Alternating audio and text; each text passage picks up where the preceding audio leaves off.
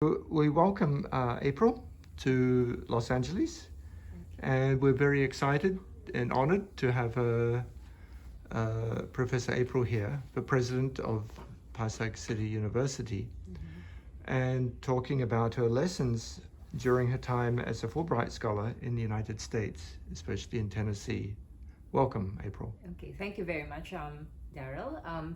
So it's a privilege for me to be speaking to the students, I believe, of both master's and doctoral degree programs of the American University of Sovereign Nations. So we in the University of Pasig City are very much honored to have entered into Memorandum of Agreement since 2014 with the American University of Sovereign Nation and have conducted several activities together. So for this particular period of time, so I have been in the United States since April 2021 as a scholar of the Fulbright Scholarship Program of the U.S. Department of State. So maybe just a little bit of an introduction to everyone.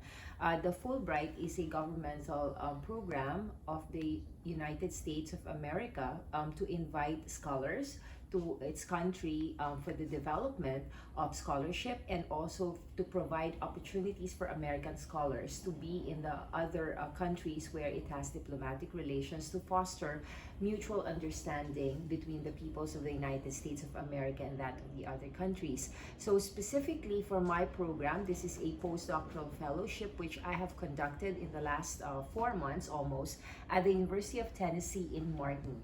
And precisely because I have been in the position of university president for the last 10 years, so this is more specifically on educational policy and what we would like to see in terms of the development of the educational institutions in the Philippines. So my advanced research is for the Philippines precisely on the introduction of the United States model of community colleges. So I would have to say that this is one educational institution which is still the best kept secret of the United States because it has not been introduced in most countries in the world. And so this is a very interesting and seminal study that I have conducted. So I think I will go through the process of really introducing to our students for this morning, Daryl, the process by which we came to this particular research topic that I have been researching on actually in the last 5 years, and which now led to the possibility of an introduction of a new legislation in the Philippines for the introduction of the community college model. I precisely chose the state of Tennessee because our own university has had a long-standing relationship with the University of Tennessee, specifically on renewable energies and economic development since 2014. And of course, the state of Tennessee is precisely one of the innovators insofar as the introduction of community colleges that are tuition free in the United States, one of only 4 states in the United States where there's an opportunity given to seniors and other non-traditional students who can study in community colleges for free for the first 2 years. So I think that is going to be of interest to our students in American University of Sovereign Nation to know about this particular model of educational institution and maybe to also foster the possibility of expanding this particular research because of the limited time that I have only had for this period of time, 4 months. I only could focus on one of the aspects in terms of the mandate of the community college, which is specifically on the transfer pathway from the community colleges for 2 years and the transfer to the 4-year baccalaureate institutions. Okay, so I think that everyone will be much, motivated to know about this program that is introduced by the American government to foreign scholars, and at the same time to look into this topic, which is I think of interest to most of us because many of us are in the field of education. So at any given time during my lecture, if there is any inquiry or question that you may have, feel free to just raise your hand and to clarify or to verify any of the aspects of my presentation. Yes. Okay.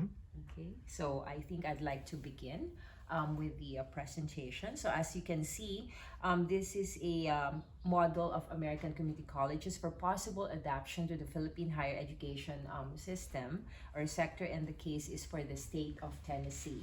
Okay. So here, I had three main activities during the time of my stay here from April to July 2021. And let me explain why these three activities are quite crucial to the research. The first activity I delivered on June 12, 2021, which is actually the 75th Independence Day celebration of the Republic of the Philippines, because the United States and the Philippines have a shared history. So we were under American colonial rule from 1908 until 1946, and therefore we were given our independence actually it was not on June 12, but on the 4th of July in the United States in 1946, but we passed legislation changing the date of our celebration because of the history that we had also with the Spanish colonial government when we had the first Philippine Republic, and the independence was then on June 12th. This is also the year of the 75th commemoration of the anniversary of the Fulbright Scholarship Program. So again, there are a host of activities, and I had been chosen among around 900 scholars for this academic year to present to the Fulbright Interdisciplinary Research Series, specifically on education. And this is again a lecture in commemoration of that. So I emphasize the shared history of the Philippines with that of the United States, and also the relevance of the Fulbright Scholarship Program in fostering mutual understanding between the United States and the different countries and peoples of the world. Specifically, the audience for this lecture is a feeder school and a specific program that was introduced by the state of Tennessee 6 years ago, and that is the Governor's School. So they fund highly motivated, high achieving high school juniors and seniors that they identify as a priority areas for possible fields of study that they can pursue in the baccalaureate degree level. So they stay for a month in each of the different campuses of the University of Tennessee for an immersive learning and experiential experience prior to their preparation for their collegiate course. So the University of Tennessee Martin is ranked as the 10th insofar as the agricultural sciences is concerned, and therefore they had the Governor's School of 35 students from across the state of Tennessee staying in campus in the month of June in order to have this immersive experience in the university. So they were my audience for this particular lecture, and of course the chancellor who gives the support to the state of Tennessee was present during our particular lecture. So that's very crucial because they would like, of course, to improve the admission of students at the University of Tennessee in Martin. The second lecture that I conducted was specifically for the community, the academic community of the University of Tennessee Martin, because one of the responsibilities of the Fulbright scholars would be to initiate internationalization efforts between the host institutions as well as the home institution and the two countries, the United States and the home country of the scholar. So in this particular lecture, I emphasized on bringing the world to the University of Tennessee in Martin from a global affairs perspective, meaning I drew upon my extensive experience from being a student, a scholar, to my eventual professional career as an educator and a policymaker, insofar as providing opportunities to students, scholars, and educators to have internationalization experiences, again, experiential learning, immersive experiences, and how that could be fostered in most institutions that may not otherwise have the access and opportunity. So the University of Tennessee Martin is one of the main campuses of the University of Tennessee. However, it is located in West Tennessee, which is the more rural part of the state. It is located between the main cities of Nashville and Memphis, and therefore they wanted to improve the access to activities with other international entities, organizations, and educational institutions. So because of of course, my home country and institution being in the Philippines, so I had introduced and matched to several educational institutions in the Philippines these internationalization efforts of course, precisely because in 2019, the US government was interested to reignite the relationship between the Philippines by signing a joint declaration on collaboration for higher educational institutions. So they are now providing grants to collaborative efforts between US higher educational institutions and Philippine higher educational institutions. So I matched them to not only my own host institution but other Philippine higher education institutions in the priority areas that have been identified by the US State Department. Then, secondly, because of my previous strong affinity to Japan, just like Dr. Maser here, so I was previously a scholar of the Ministry of Education of the Japanese government for 6 years, and also for my master's and my doctoral degrees, as well as a scholar of the Association of Overseas Technical Scholarships, specifically for intellectual property with the Japan Patent Office. Then I also match our host institution with several higher educational institutions with Japan in the hope of fostering, again, innovative collaborations in specific priority areas of studies. And so the third main activity, of course, that I had conducted is to comply with the completion of this seminal study that I have conducted. So originally, the advanced research is really a model for the portability of academic units from community colleges and the development of ladderized curriculum credited to baccalaureate degrees in the state universities and colleges. So from this overarching research that I have been involved in the last 5 years, so I had specifically specified just a specific scope that I could pursue for this time, and so that is precisely now what I will be presenting to you. It is a research using the Tennessee State model of community colleges for possible adoption to the Philippine higher educational institution, and that is just specifying the particular transfer pathway between two-year community colleges to four-year baccalaureate degrees. But there is still a wide range of other mandates that the community colleges have, and I hope that in the future I will be able to collaborate with other fellow educators in order to expand the scope and breadth of this particular research. And I hope that in the next 2 years, that is the plan, to actually have this more extensive study published in, of course, a peer-reviewed journal for publication. So I will show to you a little bit about the research in a while.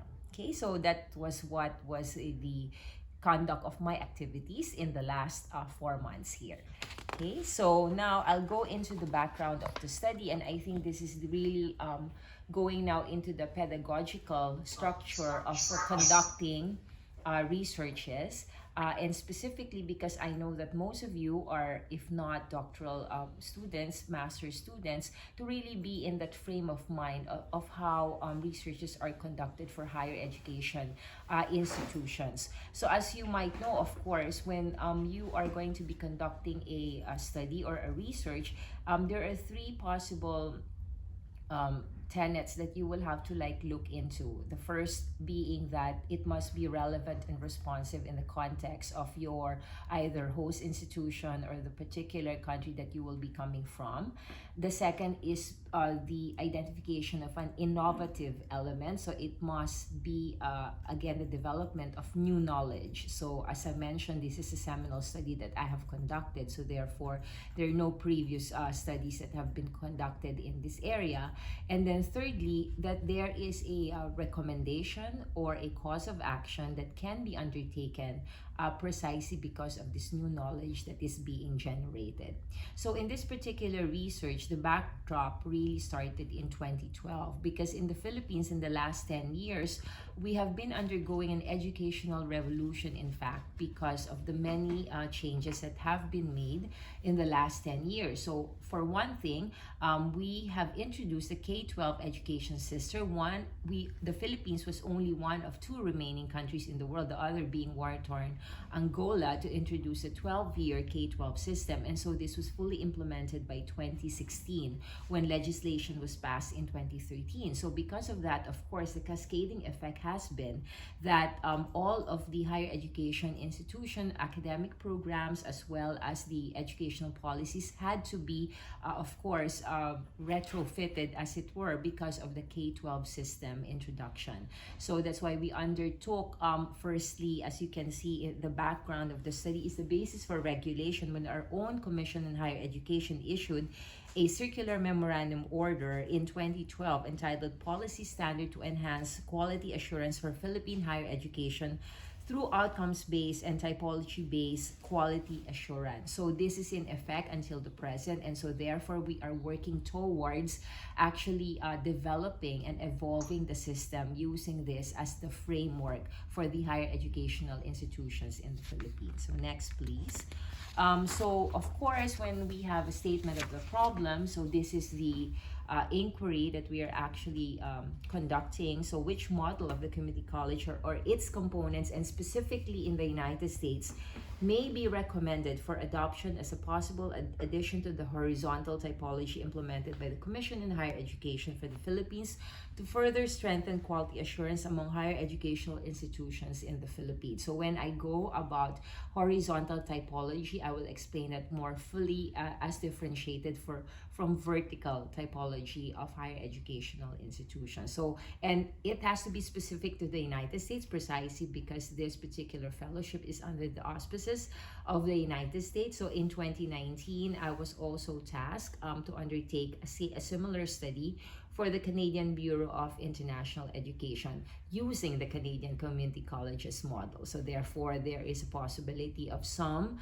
differentiation between the models and a comparative study, which I was talking about in terms of expanding the eventual study also. So, but this is the particular inquiry that I have been conducting here in the United States.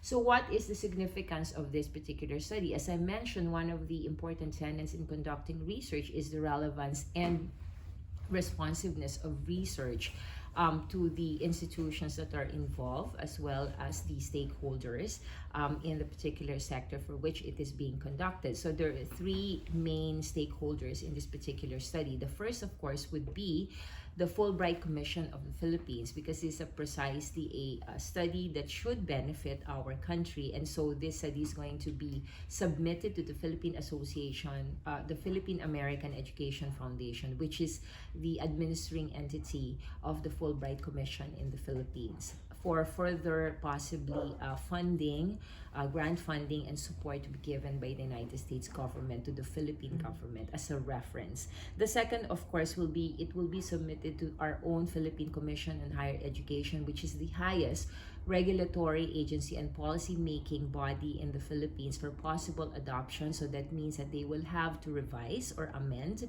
or introduce new regulations, rules, or other legislation in order to potentially adopt the community colleges model in the Philippines. And of course, the last, it must be submitted to the Congress of the Republic of the Philippines for possible legislation, because if we wanted to introduce this particular typology of higher education institution, we would require appropriations for funding to introduce that, and that is usually done through our legislative body, the Congress of the Republic of the Philippines. So that is the reason why this is a seminal study that is fully supported by the Fulbright.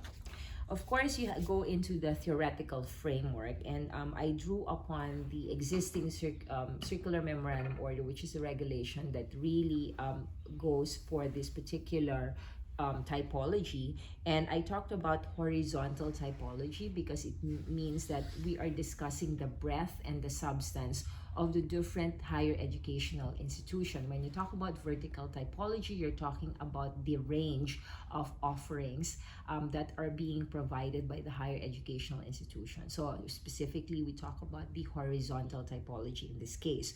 So when you talk about the framework of quality assurance, therefore, you are talking about three particular institutions that are already existing in the Philippines. So the first would be the professional institutions. So these are the higher education institutions which provides the licensure examination courses. So we have another specific agency called the Philippine Regulatory Commission, where students are required to take licensure examinations in order to be provided licenses to practice their specific professions. For example, medical sciences, for them to practice their being a medical doctor. So that is the extent of what professional institutions are offering in terms of academic programs.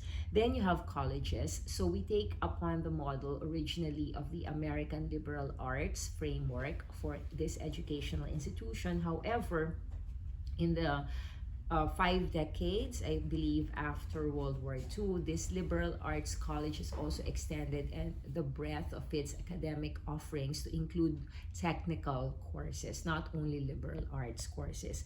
And of course, you have universities. So we take really, in comparison, the 4-year research institutions in the United States based on that model. However, not as extensive insofar as the actual researches are being conducted by the university. And specifically because I come from the public educational sector, when I talk about the stakeholder universities here, I'm really talking about the 111 state universities and colleges and the 132 local universities and colleges in the Philippines, which comprise around 90% of the student population for the baccalaureate degree programs offered by universities.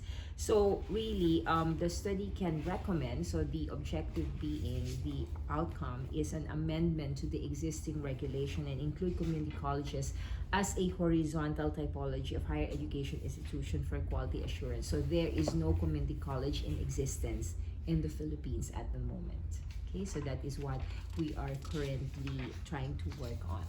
Then you have, of course, your conceptual framework. So you're really talking about the qualitative nature of the research. What would be the framework? Again, I drew upon the existing regulation and the possibility of amendment to this regulation.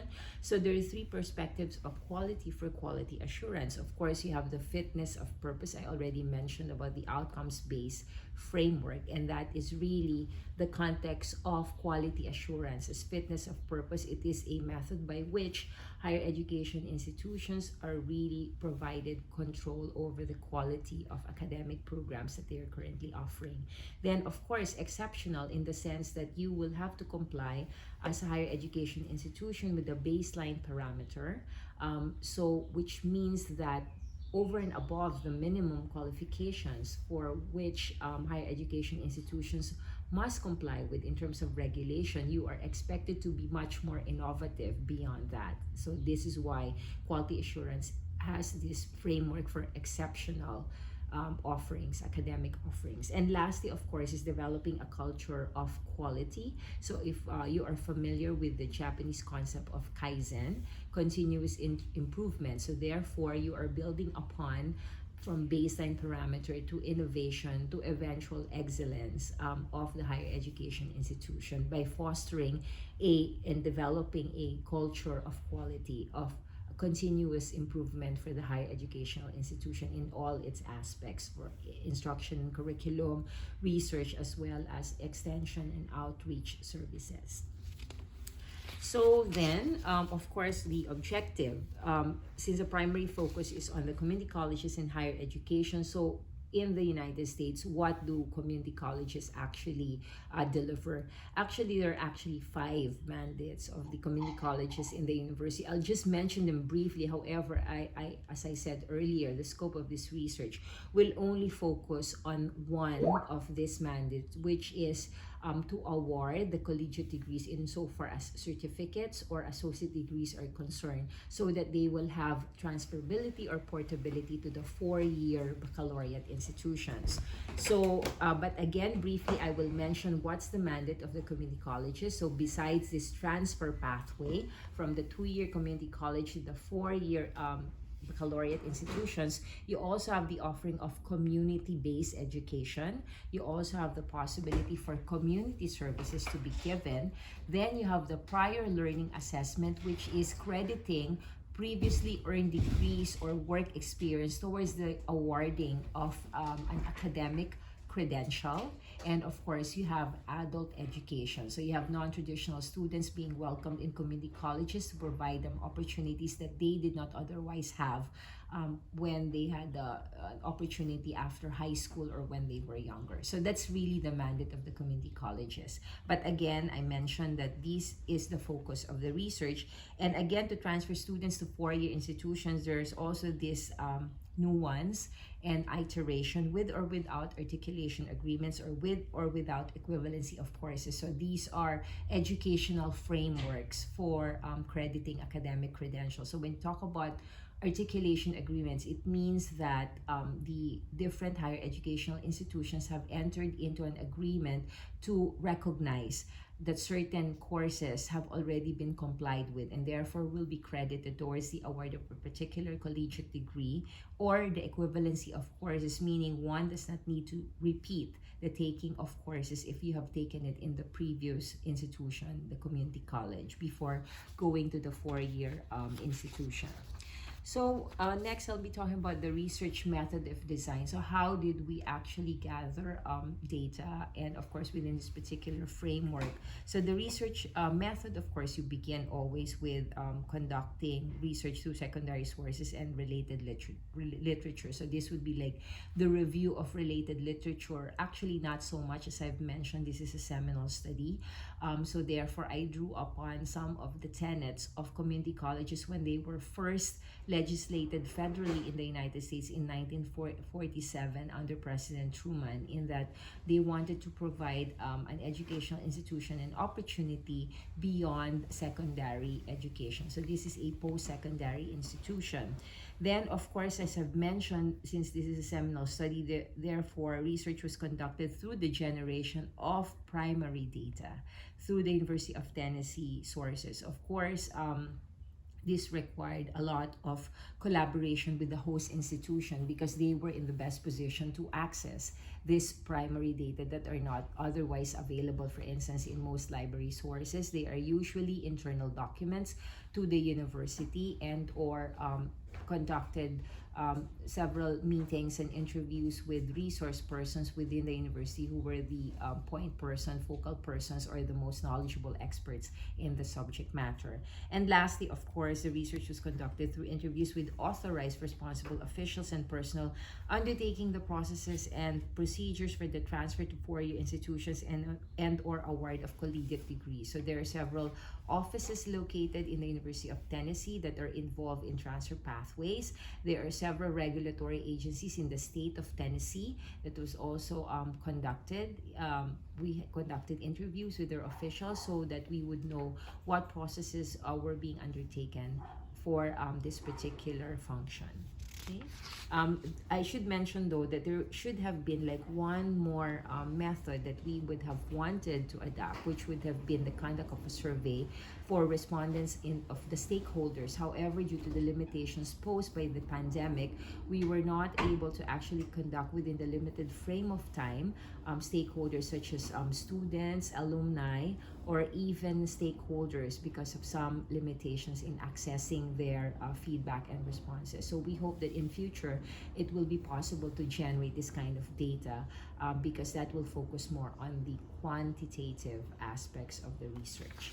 Next, when you talk about like the research material, so as I've mentioned, we generated a lot of background information from the University of Tennessee system with existing memoranda of agreement with community colleges and their profiles. So in fact, each of the particular campuses of the University of Tennessee will each have its own specific memorandum of agreement with the different educational institution within the coverage of the region. So as I mentioned, since Martin is located in Western Tennessee and it is the only existing University of Tennessee campus there, then they would have an access to the whole region and the different educational institutions there that are publicly funded by the state of Tennessee. Again, I mentioned about the interviews to be conducted with policymakers and decision makers. So this is very vital because they talk about the crafting of policies of educational institutions in the state of Tennessee. So they have the Tennessee Higher Education Institution, they have a Transfer Pathway Commission, that provides for a statewide articulation agreement framework between the different educational institutions in the state of Tennessee. So it really goes into the nuances of entering and negotiating for agreements regarding the transfer and portability of units in the development of the academic curricula in educational institution. So of course you have your sampling design and the sample population. Although we were not able to conduct the survey for the respondents of the stakeholders, we are able to conduct, of course, the research on the part of the delivering institution. So of course you have the whole University of Tennessee system as a principal institution.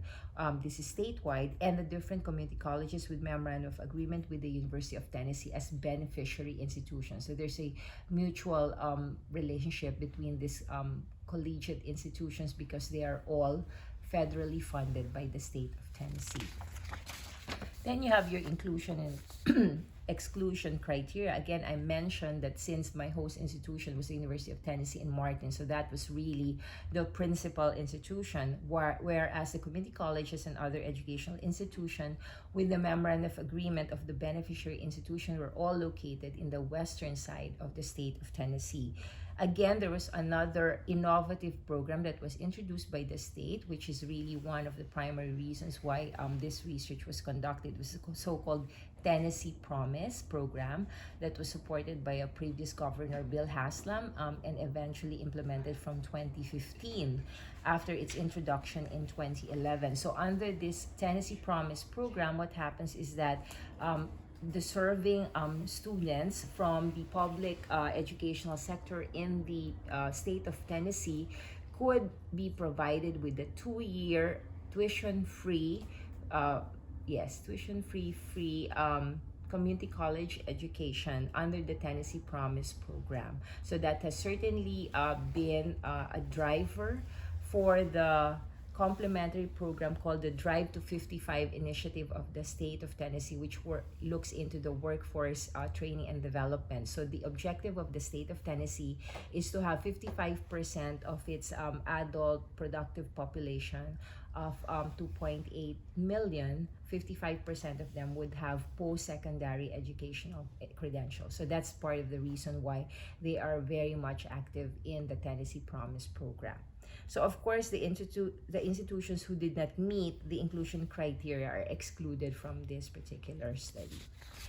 Then, of course, the data collection procedures, as I've mentioned, permission needed to be granted to gain access to memorandum of agreement between University of Tennessee and community colleges because these are internal documents to these educational institutions. They are not readily available to the public, and interviews needed to be conducted and approved within the parameters set by the scope and the limitation of the study in generating feedback and inputs because of the nature of the responsibilities of the authorized university officials. Data processing analysis, of course, some of these data shall remain confidential with permission clauses from institutions to disclose for purposes of research and publications. As I mentioned, I am very much interested to expand the breadth and the scope of this particular research in future with potential collaborators from the United States, the Philippines, or other countries who can draw on the contextual applicability of this research. And of course, the research shall utilize both qualitative and quantitative analysis. The preliminary research that's been conducted now is mostly, for now, qualitative in nature, but in future we hope that more quantitative analysis can be conducted when the different mandates of the community colleges will also be investigated. Data gathering analysis, of course, we have identified the state of Tennessee as the case study for the principal and beneficiary institutions to be conducted from data generated during the study. So as I've mentioned, one other possibility is to expand the number of states that will be involved in this study. So we have also identified potentially the state of California, where it has the highest number of community college systems, so which is something that I'm investigating during my visit here in Los Angeles. The other one is the different model in the state of New York, where the community college system is propagated through the City University of New York and the State University of New York systems. So these are potential states that may be included in a future study. And again, as I mentioned, both qualitative and quantitative methods of analysis can be utilized in the conduct of this research, depending on the breadth and the scope and the data to be gathered from the stakeholders. For the research findings and conclusion, of course, we summarize the data and validate its accuracy, and the conclusion shall be drawn from the conduct of the research. So this is very crucial because the eventual outcome is a recommendation on the part of the researcher, myself, to the different entities that have a stake in the conduct of this study. So lastly, the recommendation, of course, is to recommend the model of community colleges and its components, which can be adapted by the Philippine higher education sector as an additional horizontal typology recognized by the Commission on Higher Education. Again, I go back to what I have discussed earlier. There are only 3 existing higher educational institutions in the Philippines. So the addition of community colleges will be certainly an innovation to the existing framework. And of course, we included bibliography and appendices to be included in the final portion of the studies. So having gone through this process of the study, so there were 4 models which I have identified for possible adaptation in the Philippines. So the first would be the so-called 2+2 pathways between state universities and colleges and the community colleges. This has been adopted in most states, and specifically in the state of Tennessee, they have legislated from a federal and state level transfer pathways through its transfer pathway commissions. And then they have the Tennessee Higher Education Institution that provides the formula for the funding between the 4-year institutions and the 2-year community colleges to fund these transfer pathways. Then you have the standalone community college model, meaning they will offer the 2-year associate degree programs as well as the certificates without necessarily entering into articulation agreements or equivalency frameworks with the 4-year institutions. Now, the extension of either of these models, number 1 and 2, can then be provided to the private higher educational sector. As I mentioned, in the Philippines, since I'm with the public education sector, that is the main audience and beneficiary for this particular study, because the private educational institutions in the Philippines are regulated from a different framework of policy, rule, and regulation. But if indeed there's an opportunity to include them, because it has been done in the state of Tennessee, then I think models 1 and 2 can also be adopted by the private higher educational institution. Now, number 4 is a little bit difficult, I think, in terms of the possibility of implementation, just because of the existing framework and legislation in the Philippines. In the Philippines, we have a trifocal approach to post-secondary education. So again, I mentioned that higher educational institutions will go into the academic offerings from baccalaureate, master, and doctoral degrees and postdoctoral programs that would be under the jurisdiction of the Commission on Higher Education. However, when it comes to technical education, that will be under the jurisdiction of the Technical Education Skills and Development Authority, a separate regulatory agency, and there is no portability or transferability of technical education programs or work that has been done in technical education to the higher education institutions. Then lastly, of course, we have the Department of Education. I mentioned about my previous lecture to the feeder school, that is from the K-12.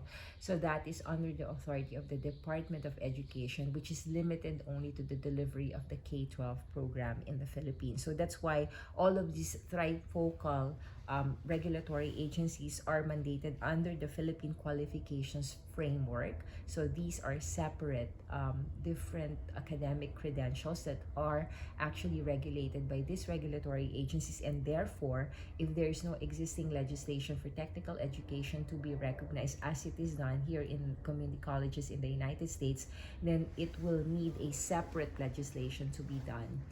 So the technical education can be considered as part of post-secondary higher education institutions' academic offerings. Okay?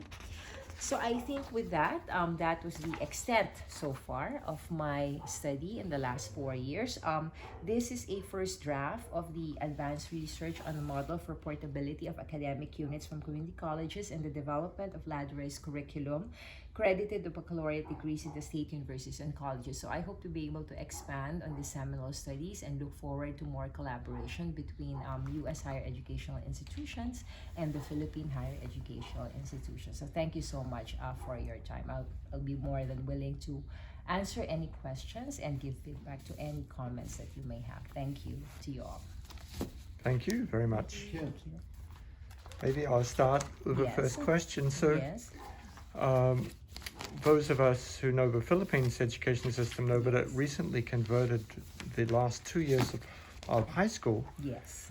into to add this to high school and take it away from the college. So, Yes. does that make it easier for the community college model to be adopted into the Philippines now? And in a sense, why, it's always been a mystery to me why Yes. it existed for such a long time, but you'd have people leaving school basically 2 years early Yes. to go to University. the last 2 years of high school, senior high school, were sort of done on university. Okay. Why was that? Okay, so maybe it's a little bit convoluted answer to this. So I have to provide an explanation first on why the K-12 program was designed as such, as it is now implemented from 2016, and why there's a potential and opportunity for the introduction of community colleges. So how the K-12 program is now currently designed in the Philippines is that they would want to introduce senior high school so that there is a potential for those graduates of senior high school to not necessarily go for post-secondary education and be employable.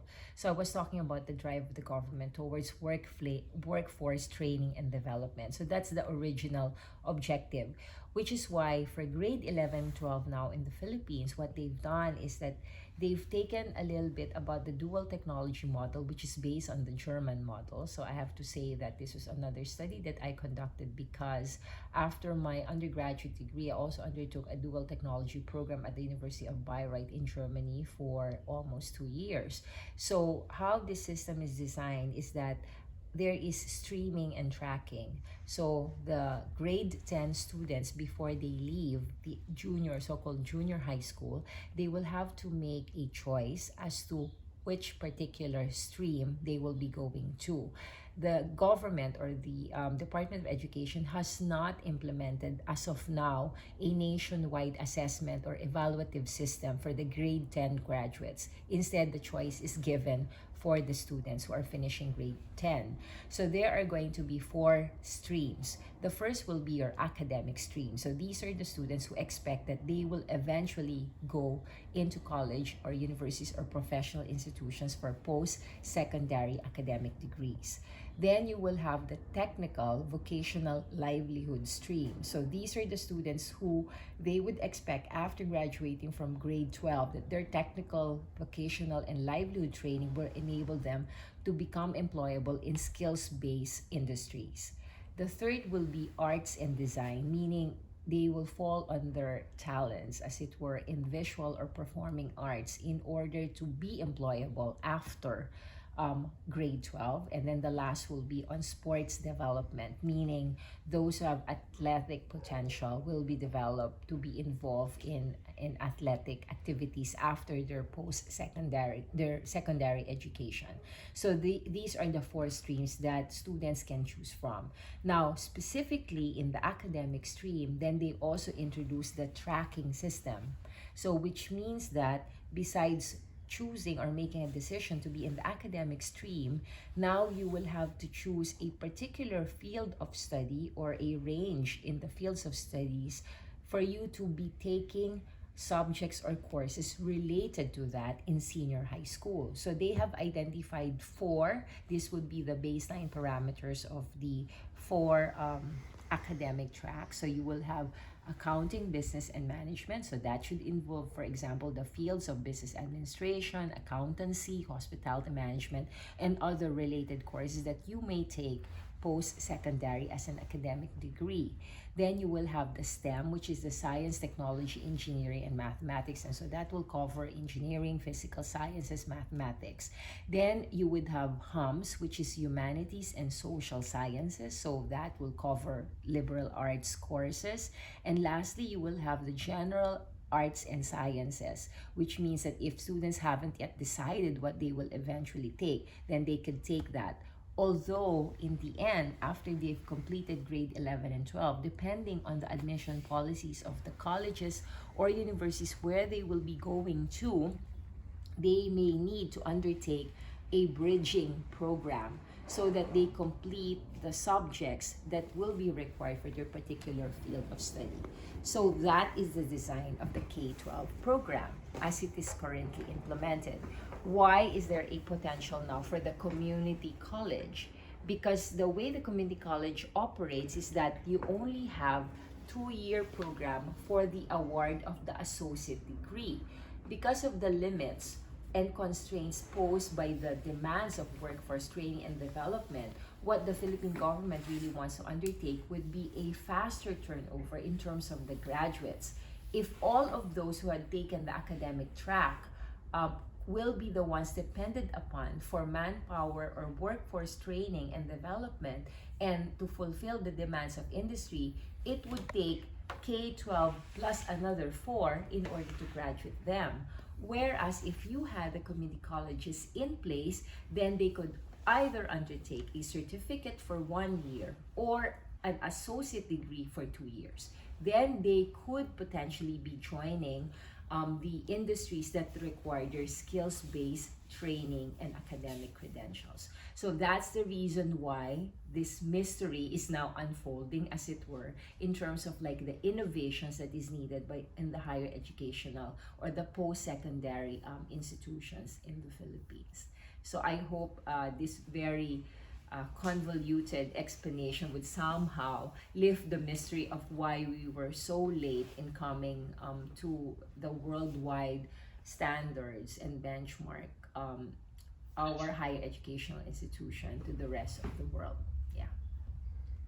No, thank you. It's very interesting. I'd like to open it for our participants. Please introduce yourself and ask some questions. Dr. Sharif. Yes, Dr. Sheriff, please tell us where you're from as well. Thank you. Thank you. Dr. Sharif, I am originally from India. I am from a medical school. Now I am working in Mauritius. Oh. Madam, it's a very interesting talk. Yes. Because in India, most of the arts and science colleges, people study academically, but they do not have any vocational skills because the employability factor is very much negligible. Yes. And I have this question to ask. Naturally, community colleges will be supporting both academic as well as vocational skills to the students so that they can be employable. The second question is, why did you choose the Tennessee model of community college, which can be followed in your own country? And it is a very congratulations, madam, for being a full scholar because you be a scholar of that particular scholarship. Thank you. Okay. There was just a little bit of a communication problem, but let me just clarify if this is the question to me. Why did I choose the Tennessee State model? Okay, so first and foremost, I mentioned that for the Tennessee State, they have adopted the so-called Tennessee Promise program, which provides for tuition-free community college to all eligible seniors from the public education system, meaning their K-12 programs, and are residents of Tennessee. And this is complementary to the Drive to 55 initiative of the state government that of 2.8 million productive adults, they want them to have post-secondary academic credentials in order for their population to attract a skilled manpower industries to the state of Tennessee and of course have more economic development. So those are two very innovative programs that are existing in the state of Tennessee. How then did I relate that to the Philippine context? In the Philippines in 2018, 2 years after the introduction of the K-12 and the first academic year that we had welcomed the first cohort of grade 12 graduates, the Philippine government had been able to provide for the so-called Unified Financial Assistance for Tertiary Education program, which is a national government to provide 4 years of tuition-free programs for all eligible and admitted students to the state universities and colleges and qualified local universities and colleges. So you can see that from the formulas of state and federal funding that is being implemented now from the state of Tennessee, it has much more similarity to what is existing in terms of like the formula for funding to be provided to educational institution, and of course the commensurate baseline parameters of rules, regulations, and frameworks that must be complied with by the different institutions. So I saw that there was much similarity with the particular situation between the state of Tennessee and that of the Philippines. So that's the reason why I initially chose the state of Tennessee model. One thing that's interesting for me to reflect on is the British system Yes. had the universities and polytechnics. Yes. So the polytechnics were sort of a community college model, all for the technical training Yes. facilities. So if you want to be a chef, Yes. or you want to be a polytechnic trained nurse, or you want to be working with a skill that you need maybe 2-year associate's degree or 1-year associate's degree equivalent, you would go to the polytechnic. And what's interesting both in the UK, Australia, New Zealand, there was a shift about 20 years ago to upgrade the polytechs to 3 or 4 year universities. And in fact, in the British and New Zealand system, because we have an extra year at high school, the actual basic undergraduate is a 3-year program, which is different to the honours or masters are a 4-year program. Yes. So in the UK, you do 3 years bachelor's and 3 years PhD. But in the US model, it's a 4 years undergraduate. But of course, in both systems, with the AP systems in the AP exams in the US and with the bursary levels in the UK or British Commonwealth, you can skip a year of university in both systems effectively. So it's sort of interesting as we see different countries modeling. Right. And I see, has there been any tendency for upgrades of very effective community college models to a 4-year program? Yes. And have we believe so. seen those examples? Yes, I think we have seen that. Because that would be, I don't know, that would see if a college is really effective, then it will be given a degree granting status at a higher level. Yes. Actually, I know that in our own particular case, our own home institution of the University of Pasig City, I really would identify it as a standalone community college. It will be that is able to upgrade its academic offerings to that of the baccalaureate degrees, because we have been recognized by the Commission on Higher Education, and in fact was given an award within the last month to provide us that particular opportunity. Because besides just the certificates or the associate degrees, that we have been able to qualify for the requirements of state universities and colleges to offer a 4-year academic degree. So this is one possibility, yes. But I think it really depends on the constituencies that cater to the different local universities and colleges. Thank you. Are there other questions? Maduka, do you have a question? You're in Nigeria. I can hear you.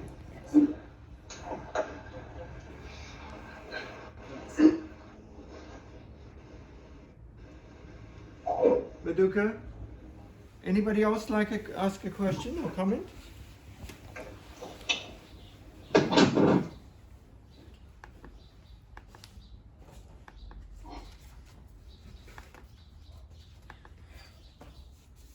Who else would like to ask a question? With Maduka in Nigeria, Dennis in the Philippines, Dr. Sheriff in Mauritius. Dr. Sheriff also had a a lot of experience in Libya as well. So it'd be Yes. maybe interesting great. model there. Yes. Manuel, how about the Spanish system or Catalan system? Maria in Japan, Purushottam both in Nepal and Bangladesh. Jahid in Bangladesh and Malaysia. Any reflections, anyone?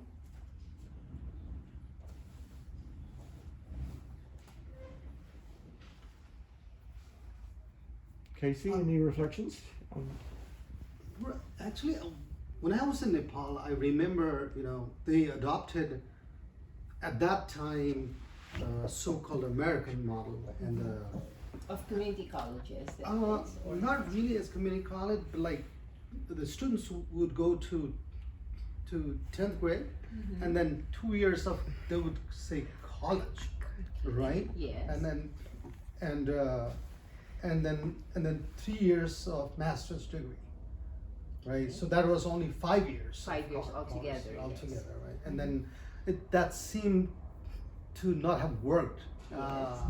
And now they have shifted to, they call it new education policy, and that they're under now they're 12, now they have to do 16 years of college before they do masters for 2 years. Meaning they will do 12 years of basic education basic, and then 4 4 years, years for the college, as you mentioned. Right. Yes. And when there was a time when Nepal was adopting this old education policy, primarily copied by the American advisors, I would Yes. say. At the end of the day, what happened was there were very few people going to STEM, like science, technology, Yes, right? exactly. And then whoever chose to take STEM normally would, in 60s or 70s, go to different other advanced countries for higher education, like engineering and Yes. stuff. And then there was a very small number of people who would go there, and tendency would be to kind of find a good job there and then Yes, return, and right? not return. And whereas in Nepal, the people would study fine arts and those kind of things, and whoever stayed there, and then even those people who chose STEM and would want to return, they didn't have right kind of infrastructure for their employment. So the nation could not benefit from that kind of education system at that time. So with this background, what I'm saying is, with the model you have just explained, Yes. so the country, how the Philippines sees by giving these students right kind of employment and benefiting out of it. So Yes. is there something the government also thinking about, that kind of giving the right kind of employment? Yes. Does that go like hand in hand? Yes. How? Well, definitely when you are in the position of crafting educational policies, this is always related to workforce training and development, and specifically if you have a regulatory agency such as a Department of Labor and Employment that regulates the kind of industries and the demands of skills that are needed by those industries, and definitely that should be an invaluable input towards the design of academic programs. So specifically in the United States, for example, I have been researching on the different discussions here in the United States for the Subcommittee on Education, Labor, and Investment, and specifically for community colleges, indigenous communities colleges, and historically Black colleges, because these would represent non-traditional students. None of the high-achieving majority students will be located or be taking courses in these three other I think, minority represented educational institutions. So it's very fascinating the kind of investigations that they have been conducted in this congressional committees, and at the same time, of course, what would be the eventual response of the federal government as well as the state government for the formula for the federal funding, because as you know, this is quite vital in the United States, the sources of funds of where the institutions will be given in terms of like subsidies or the kinds of priority programs. So this is definitely crucial, I think, when we're really talking about the complementarity between academic program design and offering and delivery, and at the same time, what is the extent of the workforce training and development needed? That's why I mentioned about the Tennessee state model, because they had a statewide articulation in terms of the Drive to 55 initiative, which looks into the workplace training and development needed by the state, and at the same time, the introduction of the Tennessee Promise, which provided for the 2-year tuition-free community college, which right now has actually evolved into two other separate programs in the state of Tennessee. Now they have a so-called Hope Scholarship, which is given to adults who would like to study in the community college, because the Tennessee Promise is limited to seniors who are residents of Tennessee. But for adults who had like some work experience and prior learning assessment needs to be done, then they are going to be possibly eligible under the Hope Scholarship program. And then the University of Tennessee itself, because of the high cost of the 4-year baccalaureate degrees in the United States in general, also introduced the University of Tennessee Promise, wherein students who qualified for admission to the University of Tennessee may be provided for a full 4-year tuition-free education, given that they have some qualifications for these students. So I think there's a definite correlation between what is required in terms of the workforce training and development in a particular area and the kind of design of academic programs and offerings which should be made by the educational institutions. Right. Yeah. Yes. Thank you. Yeah. And then I realize that the Yes. quantitative and qualitative end goal is very important. when you're Very looking important. at- As I to mentioned learn that, this that's why I universe. mentioned that for now, we focus first on the qualitative because of the limits to the particular scope of the study. But I think within the next couple of years, we hope that we will be able to collaborate so that we can include the quantitative analysis of the stakeholders and what really needs to be undertaken in the Philippine context, I think, for educational policy. Yeah. Thank you. What about interesting point is training for teachers? Yes. Because I found, for example, in the Nepalese case, quite a high proportion of university of people I meet are trained to do it English or social science, master's degree or undergraduate, because they're going to be teachers. Okay. Now, training teachers is interesting. I don't know in the Philippines case. Yes. In the New Zealand case, if you want to teach primary school, you need a Bachelor of Education. Yes. But if you want to teach at high school, different. you just need a Bachelor of your chemistry or Bachelor of Okay. outdoor education or Bachelor Yes. of whatever subject. So the best trained educationalists are actually in primary school because they're the most challenged. What about in the Philippines? Well, in the Philippines, we have 2 academic offerings for those who would like to be involved in the field of education. First is you have a bachelor in elementary education, so that should cover the primary and the intermediate grades. Okay, kindergarten will be early childhood development education, and then grades 1 to 3 and 4 to 6, so that will be primary and intermediate, can be covered by Bachelor of Degree in Elementary Education. However, for secondary education, meaning now you're covering both the junior high school, so that would be grade 8 to 10, and now grade 11 to 12, you'll have to undertake a Bachelor in Secondary Education with specific major. So let's say English or science education or mathematics education. So you will have to undertake that. However, one other interest that I have identified as a potential research topic will be science education, because again, science, technology, engineering, and math is still one of the priority areas for development, on how you could actually leverage the expertise of science professors in higher education in order to develop modules for teachers trainings for science education. Because what happens under our Philippine model is that you're going to take Bachelor in Secondary Education, let's say major in science education.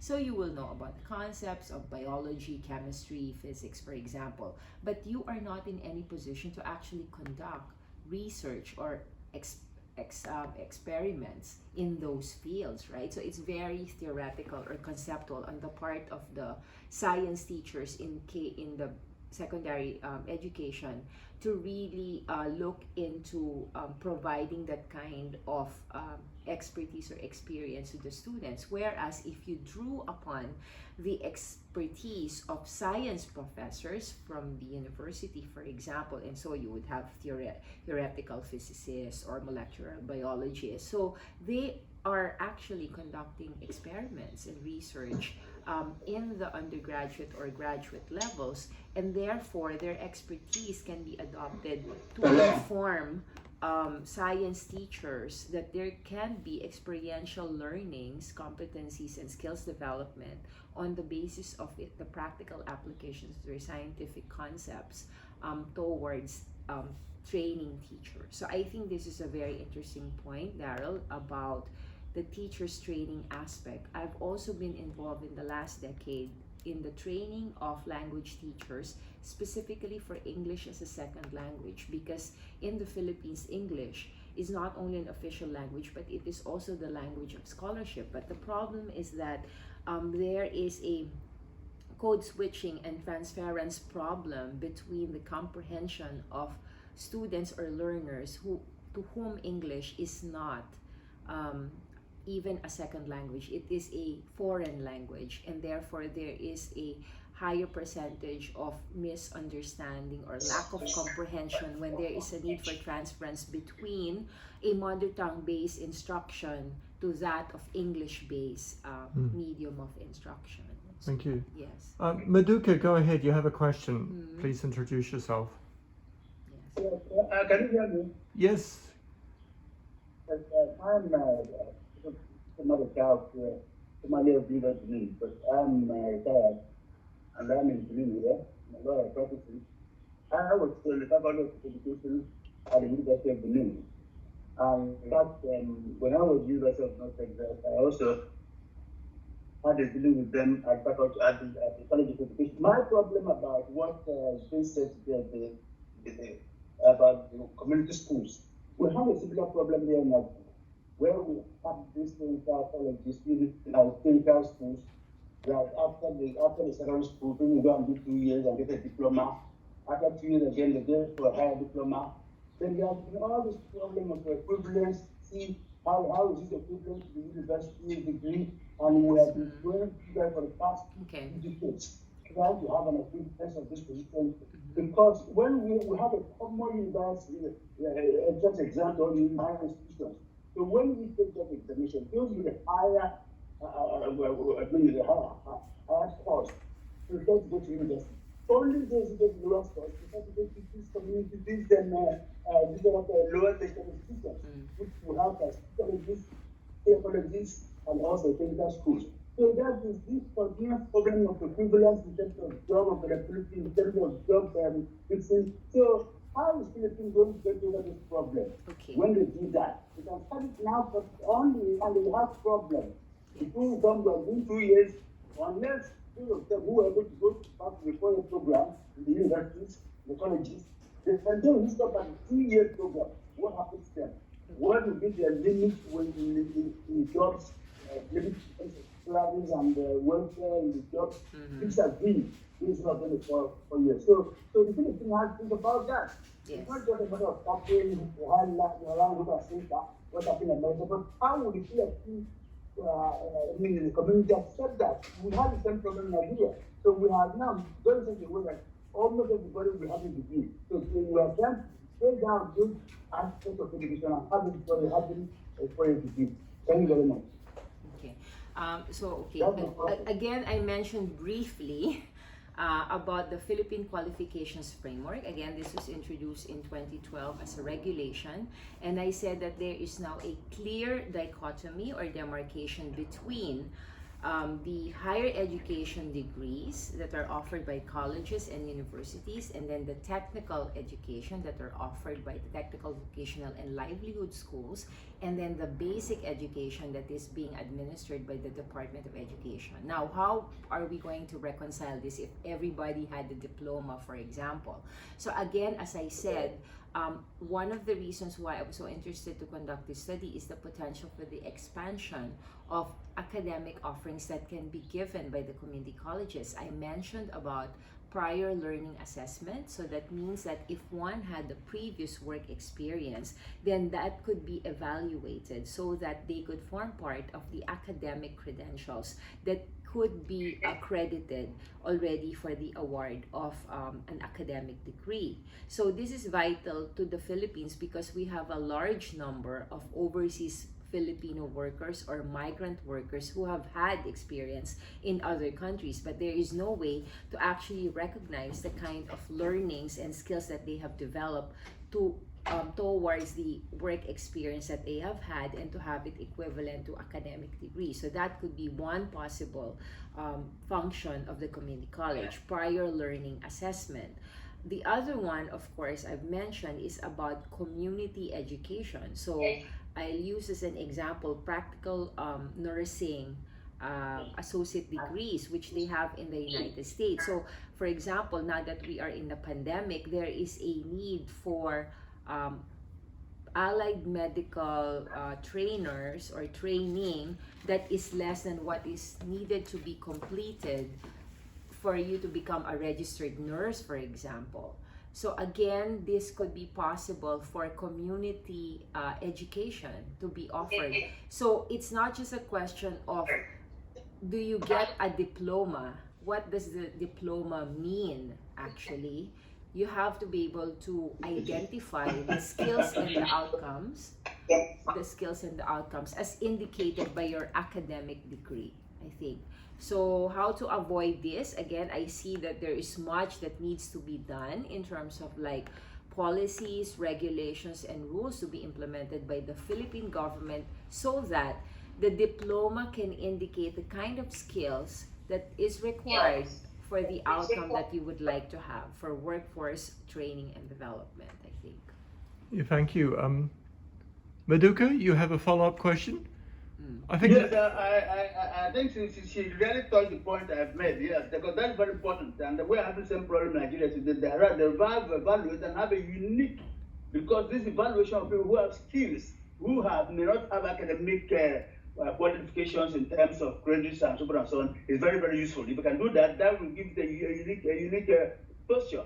Yes. I would also like to have her email address so that I could also, because my system is not working very well, so that I could also put in writing some of my position on this matter, and because I've been the Faculty of Education, I can send it to her at Tennessee. Yeah, thank you. Actually, April's email is on the PowerPoint at the end, Maduka, and I'm sure she'd love to receive that. Yes. Yes, that would be good. Thank you very much. Yeah, Maduka's a lawyer, by the way, professor of law Yes. in Nigeria. And likewise, I also have a legal background. I'm a practicing lawyer in the Philippines for the last 27 years. Yeah. Okay, good. So many things in common. Yes. Lawyers and education. Yes. Yes. Yeah. And I think this, Thank you, Sharif. yeah, Dr. Sheriff, go ahead. Yeah. Yes. See, in India, they had this, as Dr. Mayasar has said, this Institute of Technology, that's Yes. technical institution. Mm-hmm. And it was a 2-year course. Mm-hmm. And then once they complete, some of them will go into some employment or they will go for a 4-year degree course in internet. Mm. But unfortunately, what has happened was all the technical institutions were closed now because there were nearly million engineering scholars without any job. And so slowly even the admissions to these colleges are not made in India now. Very few colleges exist. Because, the persons who are going to take these people into employment is going to be the corporate sector. They come and check whether their technical skills are good enough to be taken into care, like Wipro or Infosys or any other corporate companies, and they found out that it was totally lacking. So what they used to do is they used to recruit some of them who are exceptionally good in skills. Yes. They train them and then they take into the application. That is the present state of affairs in India. Yes, well, In yes. Libya, the system is entirely different. There, what they do is that they do the schooling for school final according to the grades they get, ranking system. Okay. For example, first 100 rankings they will go to medical school. If it is mathematics, they will go to engineering colleges. In this way, the admission into a medical college from the school was, when I last left, it was 1,000 to 1,500 students in one class in the medical colleges itself. Wow. And slowly they are now trying to cut this down because they are trying to introduce some other methods of restricting the admissions into medical as well as engineering colleges. Thank you. Thank you. Thank you for your comment. Yes, in fact, one of our colleagues, the students from in Guilin, Mei Lu, she actually has 1,500 students Yes. in her medical school. She Yes. teaches in the bioethics class, Yes. which is quite a difficult challenge. Exactly. This is per year. Yes. Do you have some questions? Okay, I was just going to ask. I wanted to sort of speak to the student's perspective as a layperson who has, in America specifically in California here, undergone the high school to community college process. Yes. And in my experience, you know, in high school, there is here, and I'm speaking specifically to California, there is this intense pressure to perform for SATs so as to directly enter into a bachelorette program. Yes. And as a result of this, or as a, you know, sort of aside, there's also, you know, this tendency to underestimate the community college system highly. And whether that is because of the fact that, you know, community colleges cost less, or that there is maybe an assumption that the quality of the education is lower. But in my experience, and in many dialogues I've had with other, you know, people that have gone through the same educational process here, I applauded, you know, my experience in community college, because I really felt, you know, as a person who wasn't absolutely sure and clear of the path that I wanted to take into my bachelor's and beyond, you know, I didn't feel comfortable or confident at all to go ahead and commit to such a pathway. And so community college really allowed me, right, this opportunity to explore, you know, many different, you know, kinds of disciplines, and with a certain freedom, and also economically. And so I'm just wondering, you know, what is this sort of attitude, maybe socio-cultural attitude, also apparent in the Philippines? And also as it concerns sort of STEM versus arts, right? And how, you know, generally speaking, in my experience and dialogues with people not only in the States but also Europe, you know, the sciences are much higher valued in general. And so I'm wondering, you know, even in the arts, without a technical component of expertise, you know, there's really, right, less, you know, emphasis placed on the arts. So I'm wondering also if whether in the Philippines and other countries, if you'd like to speak to this, if that is also true. Yes, so thank you so much, Gaia, for that very interesting inquiry. So first and foremost, to address your question about the image of community colleges. So this is often the surprise that I am greeted because of the research that I am conducting, right? So again, as I have to emphasize, I believe that community college is one of America's best kept secrets because of the existence of this particular educational institution.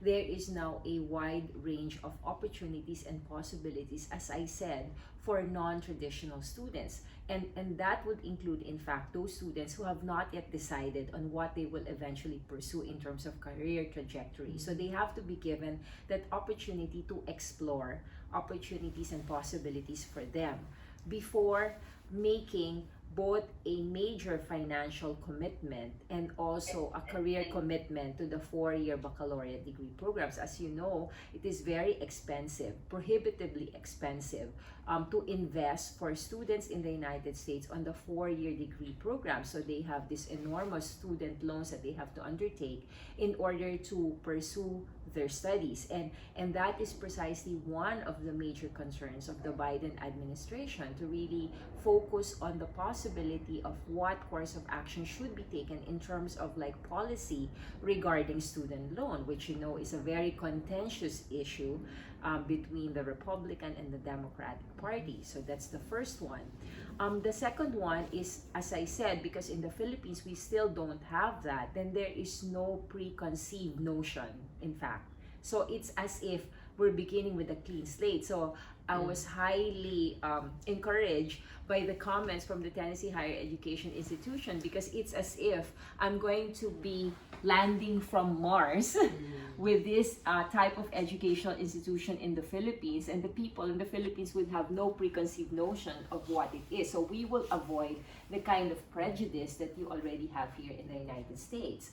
The second is, again, I related to my earlier discussion about science education, because really there is an extreme need, I believe, to actually refashion the way academic degrees that can be for education in the sciences has to be made. And I'm speaking not only from the Philippine perspective, but I think in most other countries. That's why I would like to study further this possible model of leveraging the expertise of science professor in their particular fields, and to look into the experiential learning and immersive experience that they can provide to inform science teachers who are conceptually trained as educators rather than scientists. And I believe that because of your field in outdoor education, there is a definite possibility